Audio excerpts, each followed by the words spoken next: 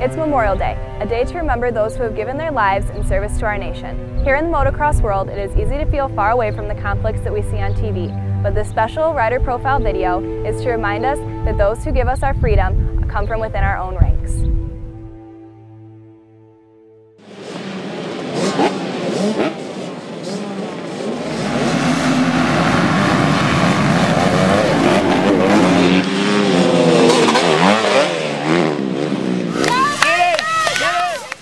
It's another typical race weekend at Lincoln Trail Motorsports. Riders are battling for position on the track, families are relaxing in the sun, and the motos continue one after another.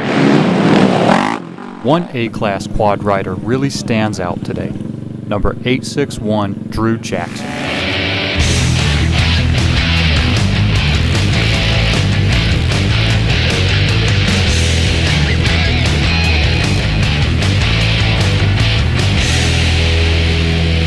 But on this day, it's not so much his riding on the track that stands out, but his story off it. Drew started riding motorcycles at the age of 3. He grew up riding at the local tracks and eventually got interested in quads. He worked his way up through the classes and became an accomplished A-class racer. And then one day, he felt that it was time for a change.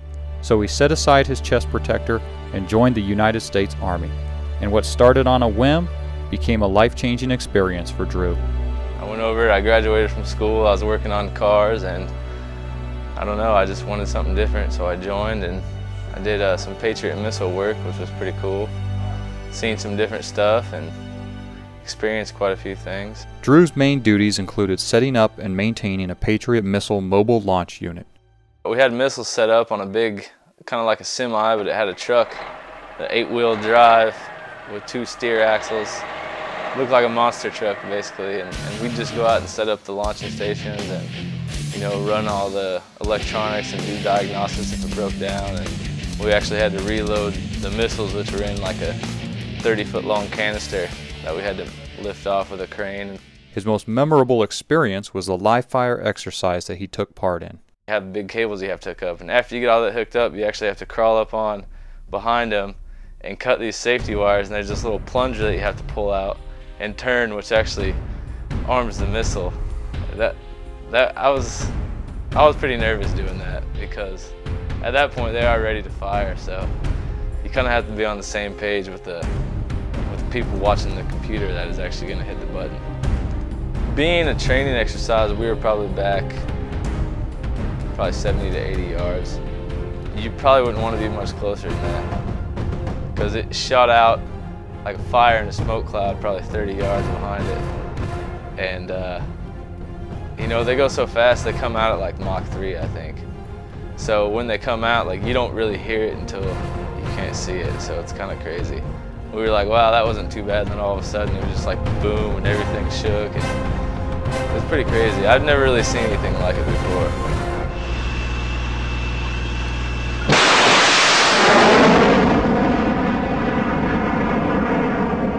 Drew feels that his military experience helped him grow as a person. He was impressed with the cultural diversity that he experienced while in the service, and he feels that the skills he learned are helping him as a civilian. He also notes that the military provided him with a stable work environment. Once you get through all your training, it's more of a 9-to-5 job unless you are deployed or, you know, off training somewhere. That's not really like what you would think, is that you're just training all the time, you know. You kind of get up and go to work and then you're done for the day.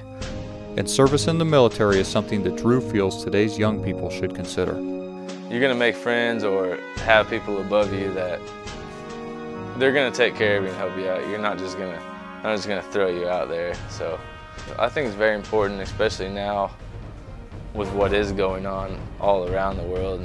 And there's small threats all the time that most of the time, you know, if you weren't in the military, you wouldn't even hear about because they don't really make it to, you know, the mainstream media stuff. But, you know, there's always little stuff going on. And of course, like any racer, he often thought of riding while he was in the service. Yeah, I mean, you just go out there in the middle of the desert and there's a lot of natural jumps and stuff like that. And every now and then you'll see somebody riding, and that just makes it that much worse. Especially when we were in Oklahoma, because we would do a lot of marches, and you would look off to the side of the road and there would actually be like a big riding area or a track or something, and that's hard to see. Fortunately, he was able to ride every time he came home on leave. Whether it was, out on some trails or actually trying to race or getting on a track, but I found a way to do it. Now that his military service is complete, he's making plans for his quad racing career. I hope to see it go to bigger and better places. I've only raced one weekend this year, and I think I pulled off a second and a third. And I'm riding a Kawasaki now. It's still all stock, so I think I'm doing okay for riding a stock four-wheeler. You don't really hear too much of that, especially in the A class. But I hope to get my parts done and race around District 17 races in Illinois this year, and then hopefully hit the Nationals next year. So. At the rank of sergeant, Drew received his honorable discharge this past March.